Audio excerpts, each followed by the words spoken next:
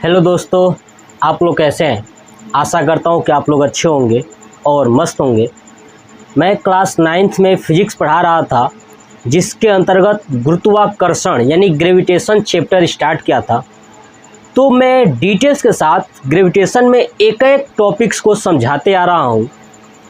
इसी क्रम में मैंने आपको समझाया था कि गुरुत्वीय त्वरण क्या है, गुरुत्वीय त्वरण कहते किसे हैं, गुरुत्वीय त्वरण का मान पृथ्वी के ऊपर कहाँ कहाँ बदलता है, कहाँ नहीं बदलता है। अगर पृथ्वी की गति को रोक दिया जाए तो गुरुत्वीय त्वरण का मान क्या हो जाएगा, ये पूरा डिटेल्स मैंने गुरुत्वीय त्वरण वाले टॉपिक्स में समझा चुका हूँ। ठीक है, इस वीडियो में हम लोग ये जानने वाले हैं कि कैपिटल जी यानी गुरुत्वाकर्षण नियतांक है ना, कैपिटल जी सार्वत्रिक गुरुत्वाकर्षण नियतांक और स्मॉल जी गुरुत्वीय त्वरण, इन दोनों में संबंध जानने वाले हैं, यानी relation between capital G and small G. Clear, देखिए मैंने लिखा भी है बोर्ड पे, कैपिटल जी तथा स्मॉल जी में संबंध। Clear, relation between capital G and small G.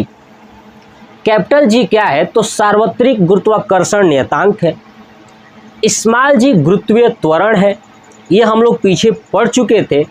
Capital ji equal to क्या होता है, मैंने आपको फार्मूला निकालना सिखाया था कि कैपिटल जी इक्वल टू क्या होता है। ठीक है, एफ आर स्क्वायर बटे m1 m2। ठीक है, यानी जहां दो वस्तुओं का द्रव्यमान है m1 और m2, एफ क्या है कि दोनों वस्तुओं के बीच लगने वाला आकर्षण बल, आर क्या है दोनों वस्तुओं के बीच की दूरी। क्लियर, और हम लोग ये पढ़े थे आकर्षण बल बराबर क्या होता है, F equal to G m1 m2 upon R square, ये हम लोग पढ़ चुके थे है ना, आकर्षण बल। इसी क्रम में चलिए हम लोग जानते हैं कि कैपिटल जी और स्मॉल जी में संबंध क्या है। तो देखिए मैंने लिखा है, यदि मैं मान लूं, क्या मान लूं कि पृथ्वी का द्रव्यमान कैपिटल M, क्या मान लूं, यदि पृथ्वी का द्रव्यमान कैपिटल M तथा पृथ्वी की त्रिज्या कैपिटल R हो तो, ठीक है ना, यदि पृथ्वी का द्रव्यमान कैपिटल M और पृथ्वी की त्रिज्या कैपिटल R हो तो पृथ्वी से कुछ ऊंचाई पर, है ना, पृथ्वी से कुछ ऊंचाई पर एक वस्तु रखा गया हो जो स्मॉल m द्रव्यमान का हो, है ना, पृथ्वी से कुछ ऊंचाई पर, जैसे मान लीजिए कि पृथ्वी है तो ये स्मॉल m द्रव्यमान की एक वस्तु है जो पृथ्वी से कुछ ऊंचाई पर है।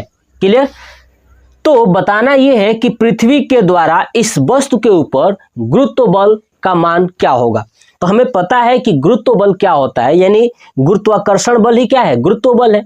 तो जो गुरुत्वाकर्षण बल है, जो पृथ्वी के द्वारा किसी वस्तु के ऊपर लगाया गया गुरुत्वाकर्षण बल होता है ना, वही गुरुत्व बल कहलाता है ना। तो गुरुत्व बल यानी F बराबर हमें पता है कि G m1 इंटू m2 बटे आर स्क्वायर होता है। तो देखिए जहां m1 एक वस्तु का द्रव्यमान है और m2 दूसरे वस्तु का द्रव्यमान है, तो मैं यहाँ पे देखूं कि जो एक वस्तु है हमारा पृथ्वी और दूसरा है ये मार्कर। तो देखिए पृथ्वी का द्रव्यमान कैपिटल M है और मार्कर का द्रव्यमान यानी छोटा सा वस्तु है उसका स्मॉल m है। तो मैं क्या कह सकता हूं, जो हमें फार्मूला पता है F बराबर G m1 m2 बटे आर स्क्वायर। तो m1 के जगह पे कैपिटल M रख दो पृथ्वी का द्रव्यमान, और जहां m2 है वहां पे वस्तु का द्रव्यमान यानी स्मॉल m रख दूं, तो बनेगा F equal to G m small m बटे आर स्क्वायर, है ना, उसमें भी आर स्क्वायर होता था, यहाँ भी आर स्क्वायर। इसको मैं मान लेता हूं समीकरण 1, क्या मान लूं, समीकरण 1। क्लियर, देखिए अब एक बात सुनिए, मैं ये मान लूं कि जो वस्तु है ना, वस्तु जो है कि पृथ्वी के केंद्र से उसके सतह पर ही रख दिया गया है, पृथ्वी की सतह पर मैंने देखिए स्मॉल m की वस्तु पृथ्वी की सतह पर ही रख दिया है। तो पृथ्वी के केंद्र से वस्तु के बीच की दूरी जो है कि कैपिटल R है, क्या है, कैपिटल R। अगर इस वस्तु को और ऊंचाई पे लेके जाएंगे तो R और बढ़ता जाएगा, क्या होगा, r और बढ़ता जाएगा। लेकिन मैंने फार्मूला निकालने के लिए मैंने जो वस्तु है ना, वस्तु जो है कि पृथ्वी की सतह पर ही रख दिया है।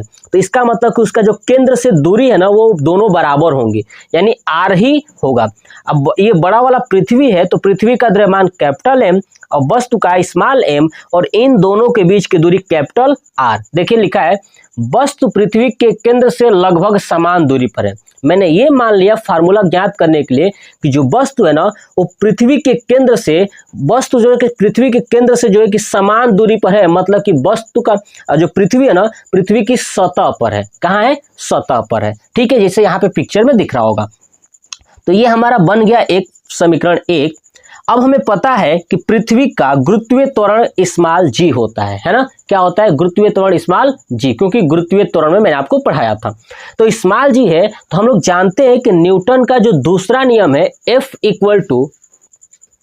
m × g। देखिए न्यूटन के द्वितीय नियम से, न्यूटन का नियम मैंने पढ़ा दिया है, वो भी जाके आप देख लीजिएगा। प्रथम, द्वितीय और तृतीय तीनों नियम मैंने कंप्लीट करा दिया है कि जड़त्व का नियम क्या है, गैलीलियो का नियम क्या है, सब A to Z कंप्लीट करा चुका हूँ।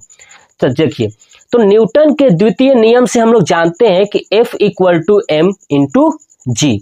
अगर ये समीकरण में 2 मान लो तो देखिए दोनों में F है ना।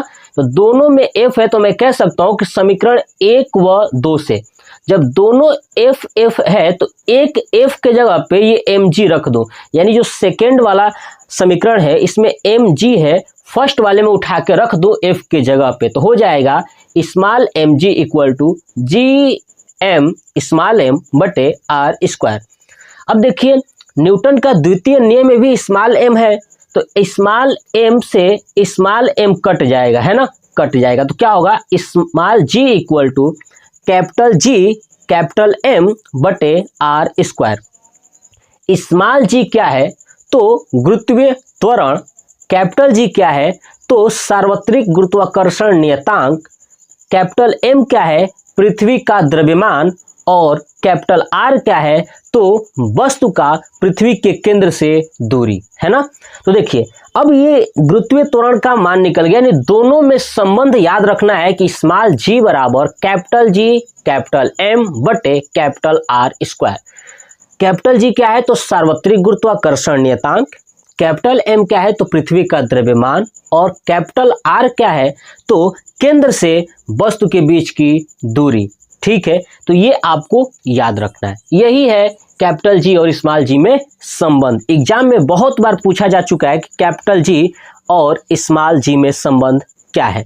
अब आप एक बात बताइए, अगर ये नीचे R² है, अगर ये R का मान मैं बढ़ा दूं, है ना, यानी पृथ्वी से केंद्र के बीच की दूरी को बढ़ा दूं, तो ये स्मॉल g क्या हो जाएगा? कम हो जाएगा। क्या हो जाएगा? कम हो जाएगा। ये पॉइंट याद रखिएगा कि अगर पृथ्वी के केंद्र से दूरी बढ़ा दूं, है ना, वस्तु की दूरी बढ़ाते जाऊं तो स्मॉल g का मान कम हो जाएगा। और पृथ्वी के केंद्र से अगर r का मान, यानी पृथ्वी के नीचे जाऊं, है ना, नीचे भी जाऊंगा तो कैपिटल G यानी स्मॉल g का मान क्या होगा? कम होता जाएगा। ये चीजें मैं गुरुत्वीय त्वरण में पढ़ा दिया था कि कहाँ कहाँ पे स्मॉल g का मान बदलता रहता है। अब देखिए मैंने यहाँ पे लिखा है, ध्यान सुनिए क्या लिखा हूँ कि गुरुत्वीय त्वरण का मान वस्तु के द्रव्यमान पर निर्भर नहीं करता है। अब देखिए ना, वस्तु का द्रव्यमान मैंने क्या माना था? स्मॉल m, है ना। तो देखिए स्मॉल m से स्मॉल m तो कट चुका है, बचा क्या? Capital M। यानी गुरुत्वीय त्वरण का जो मान है ना वस्तु के द्रव्यमान पर निर्भर नहीं करता है। चाहे वस्तु बड़ी हो चाहे वस्तु छोटी हो, सब पे पृथ्वी के द्वारा लगाया गया जो गुरुत्व बल है ना, गुरुत्वीय त्वरण है, वो समान रहेगा। तो यही मैंने कल आपको समझाया भी था कि अगर ये मार्कर है इतना बड़ा सा और एक मान लीजिए कि 5 kg का मैं ईंट ले लूं और एक छोटा सा मार्कर, दोनों को एक समान दूरी से छोड़ूं तो पृथ्वी पर समान रूप से गिरेंगे। क्यों? क्योंकि दोनों के ऊपर गुरुत्वीय त्वरण समान लग रहा है। ठीक है, तो गुरुत्वीय त्वरण जो है कि वस्तु के द्रव्यमान पर निर्भर नहीं करती है। ऐसा नहीं कि आपसे कोई पूछे कि बताइए ट्रक ले लीजिए एक कार ले लीजिए, दोनों को समान ऊंचाई से छोड़ा जाए तो कौन पहले आएगा, तो आप गलती से ये ना कह दो कि ट्रक पहले आएगा। क्यों? क्योंकि पृथ्वी पर जो गुरुत्वीय त्वरण लगाता है ना पृथ्वी, वो किसी वस्तु के द्रव्यमान पर निर्भर नहीं करता है और न ही उसकी आकृति पर निर्भर करता है और न ही उसके आकार पर निर्भर करता है। ये मैंने कल समझाया था आपको। लेकिन हाँ, अगर कोई ये कहे कि हवा चल रहा है, उस समय थोड़ी सी प्रॉब्लम हो सकती है कि जो वस्तु भारी है वो पहले आए, जो हल्की है वो थोड़ा सा देर से आए। बट ये जो कंडीशन है ये एक निर्वात के लिए है। निर्वात का मतलब ये होता है कि जहां पे कोई भी हवा ना हो, बिल्कुल खाली हो, कोई भी गैस ना हो, बिल्कुल एकदम सिंपल वे में हो। इस सिचुएशन में क्या होगा कि दोनों वस्तु समान रूप से पृथ्वी पर गिरेंगी। ये चीजें मैंने लिखा हुआ है और मैंने पूरा आपको समझा दिया। अब एक क्वेश्चन और पूछा जाता है कि स्मॉल जी का मान पृथ्वी पर कितना होता है। तो याद रखिएगा 9.8 मीटर पर सेकेंड स्क्वायर। मैंने लिखा है small G equal to 9.8 metre पर सेकेंड स्क्वायर।